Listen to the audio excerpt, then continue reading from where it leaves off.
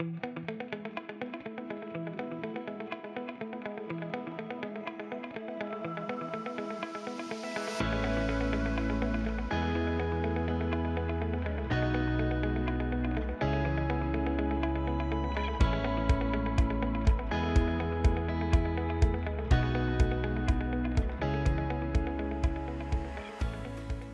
everyone.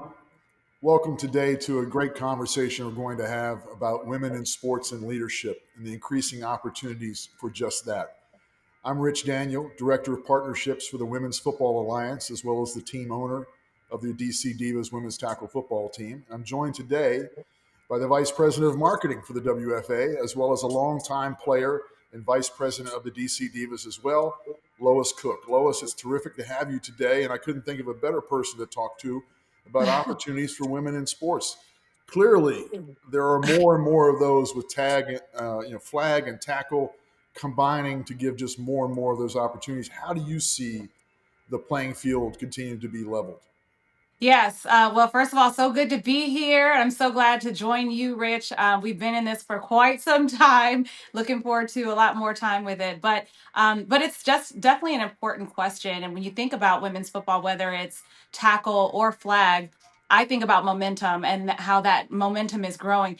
That's equally as important both on the field and off the field. And that's because in the sport, both tackle and flag, it's not just a sport. It's actually it's just like a business. It is an industry, and just with an industry, you have to building a team and an organization. Requires strategy, it requires structure, it requires community buy-in. There's so many parts of it that also mimic the same thing as the boardrooms and the creating opportunities where none have existed. You think about the DC Divas, and you and I can go back, and I'm sure you could speak to this, but looking back when we first started, I mean, it was boots on the ground. It was finding fields when maybe there weren't any lights and we had to use our car headlights, but just really, raising money, recruiting players, but finding ways where there wasn't already a path there. That to me is entrepreneurship and leadership. And that's what those qualities, having the entrepreneur qualities and leadership qualities, that's what also leads the boardrooms and the companies and organizations. Resilience, adaptability, teamwork, so many qualities come and are reinforced from being on that team. But how do you see the opportunities growing with the Olympics, NFL ownership, so many other, and you've seen it up close and personal from the girls and the flag all the way through to the collegiate and the professional model. Yeah, it's huge, right? I mean, we could look back and we could take individuals from the DC Divas, Callie Brownson, Jennifer King, Sandy James, first head coach of D1 college football for flag women's flag football in college, and you could see that the opportunities just continue to grow and expand. I mean, you're taking something that people stepped into, for example, myself stepped into this sport because I was selfish. I wanted to play the game. I enjoyed it. But what sports does is it forces qualities out of you. It puts you in positions that require leadership, discipline, time management. It requires these real life lessons that you can then translate over into companies and into C-suites. You could, and to think that men have been doing that in the world of football.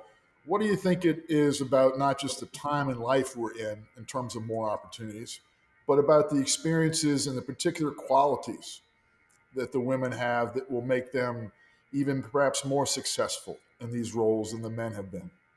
No, well, that's a very important question because I think that with women, and this is no knock to any guys out here, but when you look at women and you look at the history of women in sports, you see for decades women have been pushed out of these spaces. And so when that happens, you adapt resiliency. You adapt you face obstacles and you adapt these qualities about yourself that leans in a little further, that pushes a little harder, and the same types of qualities as an athlete. I've got competitiveness and determination and perseverance. Those are the same types of things, and you combine those qualities with that of a woman who has been historically left out, or has had to face obstacles that maybe our male counterparts don't necessarily face. Those are the things. That's a level of grit and determination that you just can't teach anywhere. So you have to find that intrinsically, and I think that's something that women have that is a little extra special, that sets us apart You talk, in leadership talk a spaces. little bit more about those extra special intangibles. The extra special and the tangibles. Well, I mean, um, think about women or think about any athlete in sport. You know, and if you, let's say you face an injury, okay, those are obstacles, a delay, it's a setback, it's a thing that makes you pause and stop and say, okay, now I got to figure out how to overcome this. Now I got to figure out, do I want to keep going, or do I let this define me? And those are, you could take that and translate it into other experiences in life.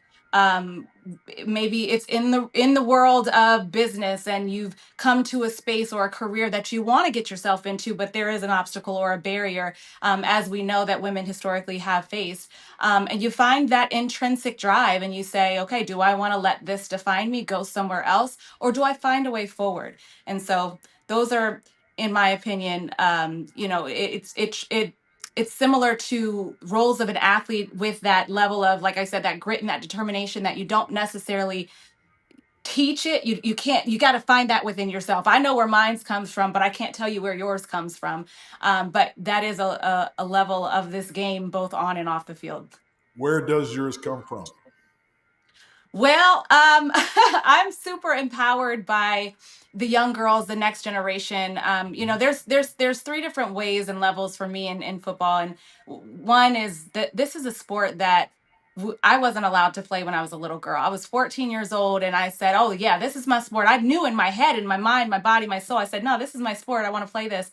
But when I was met with reality, the reality was the girls at that time didn't play this. And so the coach had that mentality as well, the mindset of, no, this is not your thing, even though everything inside of me says it is.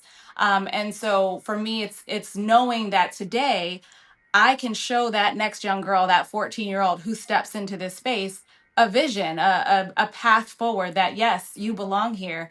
And so that's my drive. That's where I'm coming from with it. But there's also more to it. I mean, when I first stepped into football in the DC Divas back in 2004, and I've played a couple years before that, but when I came to the Divas in 2004, I'm going to name LaShawn Faust. She welcomed me with open arms, and that sisterhood, that bond that we were able to, that camaraderie that we were able to automatically share and feel, that's also something that really drives me. Representation matters. Representation is everything.